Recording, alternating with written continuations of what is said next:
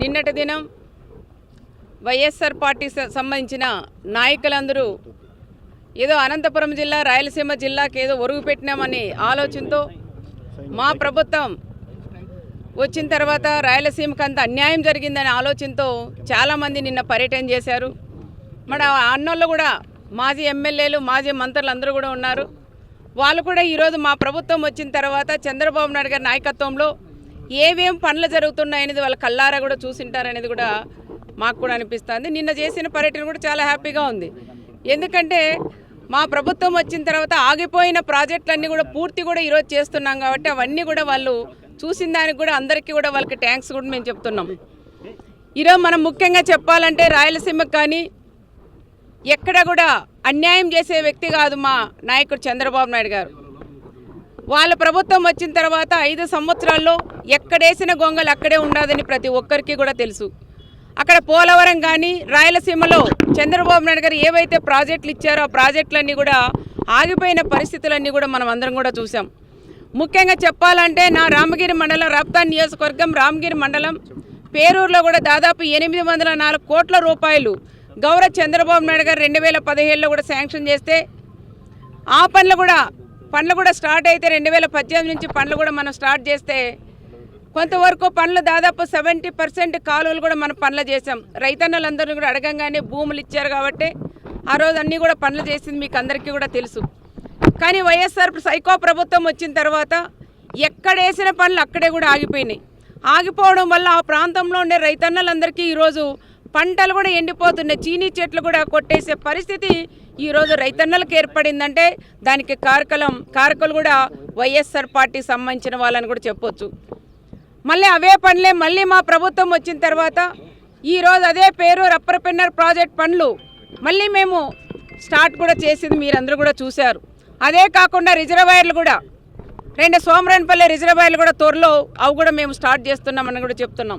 ఎందుకంటే చంద్రబాబు నాయుడు గారు ఎక్కడైతే ఆ పార్టీ ఈ పార్టీ అనుకోకుండా ఎవరు ప్రాజెక్ట్ ఇచ్చినా అవన్నీ కూడా పూర్తి చేసి రైతన్నల్ని ఆదుకునే ప్రభుత్వం మా ప్రభుత్వం అని కూడా నేను తెలియజేస్తున్నాం. రాయలసీమ ముద్ద బిడ్డ చంద్రన్నను కూడా ప్రతి ఒక్కరూ ఈరోజు చెప్పుకునేలాగా ఈ ప్రాంతాలన్నీ పచ్చదనంగా ఉన్నాయి. రండన్న మీరేను మా పైరర్ ప్రాజెక్టుకు నేను చూపిస్తా. ఎక్కడేసింది అక్కడ అయిపోయినాయి. ఆ ప్రాంతంలో గుక్కడ నీళ్ళు తాగడానికి ఈరోజు లేవు. మా ప్రాంతంలో రామగిరి దాకా 100 నీళ్ళన్నీ వస్తే చెరువులు నింపుకున్నాం. ఇటు నుంచి పైన ప్రాంతాలు కూడా నీళ్ళు లేవు. చాలా వరకు చెట్లన్నీ కూడా చిన్న చెట్లు 20 ఎకరాలు 40 ఎకరాలు కూడా కొట్టేసే పరిస్థితులు ఈరోజు ఏర్పడినాయంటే మీ కదా. మరి ఆ రోజే మీరు ప్రాజెక్ట్ పూర్తి చేసి అదే ప్రాజెక్టే కాకుండా 2 రిజర్వాయర్లు కూడా మీరు పూర్తి చేసింటే ఆ ప్రాంతంలో కూడా ఎవరు పని చేస్తే వాళ్ళు ఫోటోలు పెట్టుకొని దండం పెట్టుకునే రాయలసీమ ప్రజలు రైతన్నలు.